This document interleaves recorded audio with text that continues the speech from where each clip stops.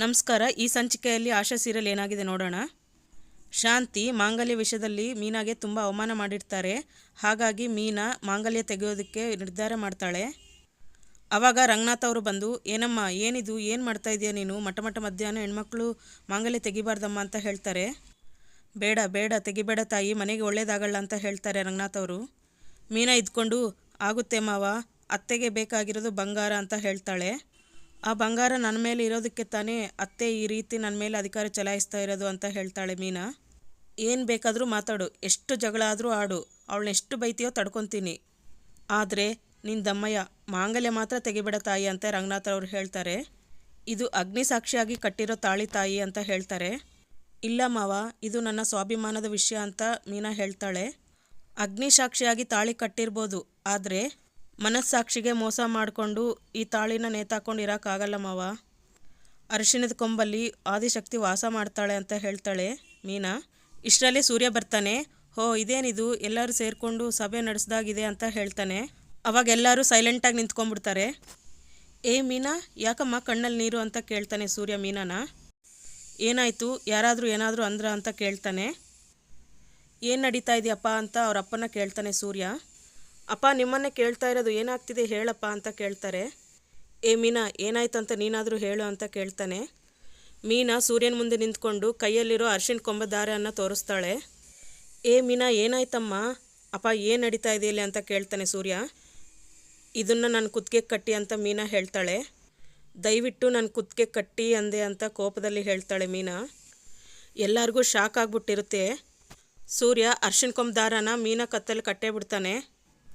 ಆವಾಗ ಮೀನಾ ತುಂಬ ಅಳುತ್ತಲೇ ಮಾಂಗಲ್ ಚೈನ್ ಬಿಚ್ತಾಳೆ. ನೀವು ಕೊಟ್ಟು ವಸ್ತು ನಿಮ್ಮ ಮುಂದೆನೇ ಇಟ್ಟಿದ್ದೀನಿ ಅತ್ತೆ ಅಂತ ಶಾಂತಿಗೆ ಹೇಳ್ತಾಳೆ ಮೀನಾ. ತಗೊಂಡು ಸಂತೋಷ ಪಡಿ ಅತ್ತೆ ಅಂತ ಮೀನಾ ಹೇಳ್ತಾಳೆ. ಆಯ್ತೇನೆ, ನಿನ್ನ ಹೊಟ್ಟೆ ತಣ್ಣಗಾಯ್ತೇನೆ ಮಾಂಕಾಳಿ ಅಂತ ರಂಗನಾಥ್ ಅವರು ಶಾಂತಿಗೆ ಅಂತಾರೆ. ಬಂಗಾರಿ ಆಗಿ ಬಂದು ಈ ಮನೇನ ಸಂತೋಷವಾಗಿರ್ತೀಯ ಅಂದ್ಕೊಂಡಿದ್ದೆ, ಬಿರುಗಾಳಿ ಆಗಿ ಬಂದು ಮನೆ ನಾಶನ ಮಾಡ್ತಾ ಇದೆಯಲ್ಲೇ ಅಂತ ಶಾಂತಿಗೆ ಬೈತಾರೆ ರಂಗನಾಥ್ ಅವರು. ನೋಡಿ, ನೀವು ನನ್ನ ಸುಮ್ಮನೆ ಬೈಬೇಡ್ರಿ ಅಂತ ಶಾಂತಿಯವರು ಅಂತಾರೆ. ಅವಳು ಹಾಕ್ಕೊಂಡಿರೋ ಒಡವೆ ನಾನು ಕೊಡಿಸಿದ್ದು ಅಂತ ಹೇಳನೇ ಹೊರ್ತು ಅದನ್ನು ಬಿಚ್ಕೊಡು ಅಂತ ನಾನೇನು ಹೇಳಿಲ್ಲ ಅಂತ ಹೇಳ್ತಾಳೆ ಶಾಂತಿ. ಮೊದಲು ಆ ತಾಳಿನ ಹಾಕ್ಕೊಳಕ್ಕೆ ಹೇಳಿ, ನನ್ನ ಕೈಲಿ ನೋಡೋಕ್ಕಾಗ್ತಿಲ್ಲ ಅಂತಾಳೆ ಶಾಂತಿ. ನಾನು ಮುಟ್ಟಲ್ಲ ಅತ್ತೆ ಇದನ್ನು ಅಂತ ಹೇಳ್ತಾಳೆ ಮೀನಾ. ನೀವು ಕೊಟ್ಟಿರೋ ಬಂಗಾರನ ನಾನು ಮುಟ್ಟಲ್ಲತ್ತೆ ಅಂತಾಳೆ ಮೀನಾ. ಅಂದರೆ ಜೀವನದ ಪೂರ್ತಿ ಇದೇ ದಾರದಲ್ಲಿ ಇದ್ಬಿಡ್ತೀಯ ನೀನು ಅಂತ ಶಾಂತಿ ಹೇಳ್ತಾಳೆ. ಯಾಕೆ, ನನ್ನ ಗಂಡ ಇಲ್ವಾ, ಕಷ್ಟಪಟ್ಟು ದುಡಿತಿದ್ದಾನೆ ಅಂತ ಮೀನಾ ಹೇಳ್ತಾಳೆ. ಇನ್ನು ಮುಂದೆ ನನ್ನ ಮೈ ಮೇಲೆ ಚಿನ್ನ ಹಾಕೋದಾದರೆ ಅದು ನನ್ನ ಗಂಡ ಕಷ್ಟಪಟ್ಟು ದುಡ್ದಿದ್ದು ದುಡ್ಡಿನಲ್ಲಿ ಮಾತ್ರ ಅಂತ ಹೇಳ್ತಾಳೆ ಮೀನಾ. ಇದೇ ಕೊನೆ, ಇನ್ಮೇಲೆ ಯಾರಾದರೂ ನಮ್ಮ ತಂದೆ ಬಗ್ಗೆ ಮಾತಾಡಿದರೆ ನನ್ನ ಕೊಳ್ಳಲ್ಲಿರೋ ಚೈನ್ ಬಿಚ್ಚಿದ್ದೀನಿ, ಆಮೇಲೆ ಕೊಳ್ಳನ್ನೇ ಚೀಳ್ಬಿಡ್ತೀನಿ ಅಂತ ಕೋಪದಲ್ಲಿ ಹೇಳ್ತಾಳೆ ಮೀನಾ. ಈ ಮಾತನ್ನು ಕೇಳಿ ಎಲ್ಲರೂ ಶಾಕ್ ಆಗಿಬಿಡ್ತಾರೆ. ಮೀನಾ ತುಂಬ ನೋವಿನಿಂದ ರೂಮ್ ಒಳಗೆ ಹೋಗ್ಬಿಡ್ತಾಳೆ. ಸೂರ್ಯ ಕೂಡ ಮೀನನ ಸಮಾಧಾನ ಮಾಡೋಕ್ಕೂ ರೂಮ್ ಒಳಗೆ ಹೋಗ್ತಾನೆ. ಪಾಪ ಮೀನಾ ಅಳ್ತಾನೆ ಇರ್ತಾಳೆ. ಮೀನಾ ಅಳೋದನ್ನು ನೋಡಿ ಸೂರ್ಯ ಕೂಡ ತುಂಬ ನೋವು ಮಾಡ್ಕೊತಾನೆ. ಸೂರ್ಯ ಒಂದು ನೋಟ್ಬುಕ್ಕು ಪೆನ್ನು ತಗೊಂಡು ಮೀನಾ ಹತ್ರ ಬರ್ತಾನೆ. ನಿಮ್ಮಪ್ಪ ಯಾವ ಯಾವ ಒಡವೆ ಕೊಡಿಸಿದ್ನೋ, ನೀನು ಇವಾಗ ಯಾವ ಯಾವ ಒಡವೆ ಬಿಚ್ಚಿಟ್ಟಿದೆಯೋ ಹಾಗೆ ನಿನಗೆ ಯಾವ ಯಾವ ಒಡವೆ ಬೇಕು ಅಂತ ಇದರಲ್ಲಿ ಬರಿ ಅಂತ ಹೇಳ್ತಾನೆ ಸೂರ್ಯ. ಪ್ರತಿಯೊಂದನ್ನು ಲಿಸ್ಟ್ ಮಾಡಿ ಬರಿ ಅಂತ ಹೇಳ್ತಾನೆ ಸೂರ್ಯ. ನನಗೆ ಬೇಕಾಗಿರೋದು ತಾಳಿ ಒಂದೇ ಅಂತ ಹೇಳ್ತಾಳೆ ಮೀನಾ. ಮತ್ತು ಅಲ್ಲಿ ಕೂಗಾಡಿದ್ದು ಯಾಕೆ ಅಂತ ಕೇಳ್ತಾನೆ ಸೂರ್ಯ.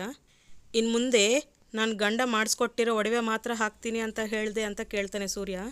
ನಾನು ಆ ಥರ ಮಾತಾಡಿದ್ದು ತಪ್ಪ ಅಂತ ಕೇಳ್ತಾಳೆ ಮೀನಾ. ತಪ್ಪಿಲ್ಲ ಕಣೆ, ತಪ್ಪಿಲ್ಲ ಅಂತಾನೆ ಸೂರ್ಯ. ನೋಡಿದರೆ ತುಂಬ ದಿನದ ಮೇಲೆ ಈ ರೀತಿ ನೀನು ಮಾತಾಡಿದ್ದು ನನಗೆ ತುಂಬ ಇಷ್ಟ ಆಯಿತು ಅಂತ ಹೇಳ್ತಾನೆ ಸೂರ್ಯ. ನೀವು ಇಷ್ಟಪಟ್ರಿ ಅಂತ ನಿಮಗೆ ತುಂಬ ಕಷ್ಟ ಕೊಡೋ ಹೆಂಡ್ತಿ ಅಲ್ಲ ನಾನು ಅಂತ ಹೇಳ್ತಾಳೆ ಮೀನಾ. ನನಗೆ ತಾಳಿ ಒಂದೇ ಮಾಡಿಸ್ಕೊಡಿ ಸಾಕು ಅಂತ ಕೇಳ್ತಾಳೆ ಮೀನಾ. ಇದ್ಯಾವ ದೊಡ್ಡ ವಿಷಯನಮ್ಮ, ತಾಳಿ ತಾನೇ ಬೇಕು ನಿನಗೆ, ಮಾಡಿಸ್ಕೊಂಬರ್ತೀನಿ ಬಿಡು ಅಂತ ಸೂರ್ಯ ಹೇಳ್ತಾನೆ. 1 ಗ್ರಾಮ್ ರೇಟ್ ಎಷ್ಟಿದೆ ಅಂತ ಕೇಳ್ತಾನೆ ಸೂರ್ಯ. ಗ್ರಾಮ್ ಬಂದು 6600 ರೂಪಾಯಿ ಇದೆ, ಮೇಕಿಂಗು ವೇಸ್ಟೇಜ್ ಎಲ್ಲ ಸೇರಿ 7700 ರೂಪಾಯಿ ಮಾಡ್ತಾರೆ ಅಂತ ಹೇಳ್ತಾಳೆ ಮೀನಾ. ಆವಾಗ ಸೂರ್ಯ ಶಾಕ್ ಆಗಿಬಿಟ್ಟು, ನೀನು ಹೇಳಿದ್ದು 1 ಗ್ರಾಮ್ಗ 1 kg ಅಂತ ಕೇಳ್ತಾನೆ. 1 ಗ್ರಾಮ್ಗೆ ಅಂತ ಹೇಳ್ತಾಳೆ ಮೀನಾ. 1 ಗ್ರಾಮ್ಗೆ ಅಷ್ಟೊಂದು ಆಗ್ಬಿಟ್ರೆ ಮತ್ತೆ ಅಂತ ಹೇಳ್ತಾನೆ. ಆವಾಗ ಮೀನಾ, ನನಗೂ ಗೊತ್ತು ರೀ, ಸದ್ಯತೆ ಪರಿಸ್ಥಿತಿಯಲ್ಲಿ ನಿಮ್ಗೆ ಇದು ತುಂಬ ಕಷ್ಟ ಅಂತ ಹೇಳ್ತಾಳೆ ಮೀನಾ. ಅದಕ್ಕೆ ನಾನು ಮಾಂಗಲ್ಯ ಒಂದನ್ನೇ ಕೇಳ್ತಾ ಇರೋದು ಅಂತ ಹೇಳ್ತಾಳೆ ಮೀನಾ. ನಿಮಗೆ ನನ್ನಿಂದ ತುಂಬ ಕಷ್ಟ ಆಗೋಯ್ತಲ್ವಾ ಅಂತ ಹೇಳ್ತಾಳೆ ಮೀನಾ. ಇಲ್ಲಮ್ಮ ಇಲ್ಲಮ್ಮ ಅಂತ ಅಂತಾನೆ ಸೂರ್ಯ. ನಿನ್ನಿಂದ ಯಾವ ಕಷ್ಟನೂ ಆಗ್ತಿಲ್ಲ ಕಣೆ ಅಂತ ಹೇಳ್ತಾನೆ ಸೂರ್ಯ. ಆದರೆ ಸಕ್ಕರೆ ಯಾಕೆ ನಿಮ್ಮ ಅಪ್ಪನ ಬಗ್ಗೆ ಇಷ್ಟು ಚೀಪಾಗಿ ಮಾತಾಡ್ತಾಳೆ ಅಂತ ನನಗೆ ನಿಜವಾಗ್ಲೂ ಅರ್ಥ ಆಗ್ತಿಲ್ಲ ಅಂತಾನೆ ಸೂರ್ಯ.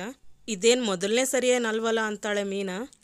ಬೇರೆ ಏನು ಹೇಳಿದ್ರು ನಾನು ತಡ್ಕೊತೀನಿ, ನಮ್ಮ ಅಪ್ಪನ ಬಗ್ಗೆ ಏನಾದರೂ ಮಾತಾಡಿದ್ರೆ ನಾನು ಸುಮ್ಮನೆ ಇರಲ್ಲ ಅಂತ ಹೇಳ್ತಾಳೆ ಮೀನಾ.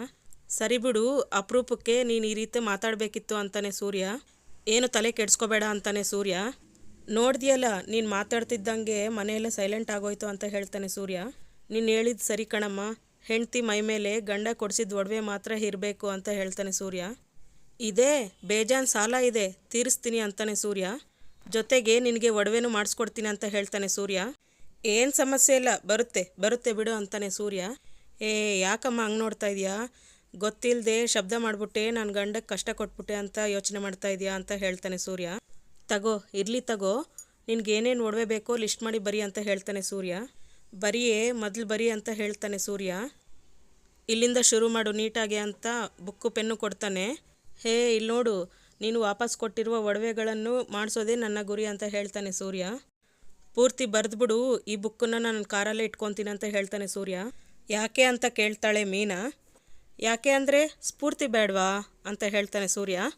ಇದನ್ನು ನೋಡ್ತಾ ಇದ್ರೆ ಎಂಥ ಆಯಾಸ ಆದರೂ ಪಟಕ್ಕಂತ ದೂರ ಓಡೋಗ್ಬಿಡ್ಬೇಕು ಅಂತಾನೆ ಸೂರ್ಯ. ಮೊದಲು ನನ್ನ ಮೀನನ್ಗೆ ಅವಳು ಒಡವೆ ಕೊಡಿಸ್ಬೇಕಂತಾನೆ ನನ್ನ ತಲೆಗೆ ಬರಬೇಕು ಅಂತ ಹೇಳ್ತಾನೆ ಸೂರ್ಯ. ಏನೋ ಒಂದು ಮಾಡ್ತೀನಿ, ತಲೆ ಕೆಡ್ಸ್ಕೊಬೇಡ ಕಣೆ ಅಂತ ಹೇಳ್ತಾನೆ ಸೂರ್ಯ. ಖುಷಿಯಾಗಿರು ಅಂತ ಹೇಳ್ಬಿಟ್ಟು ಹೋಗ್ತಾನೆ Surya. Thank you for watching.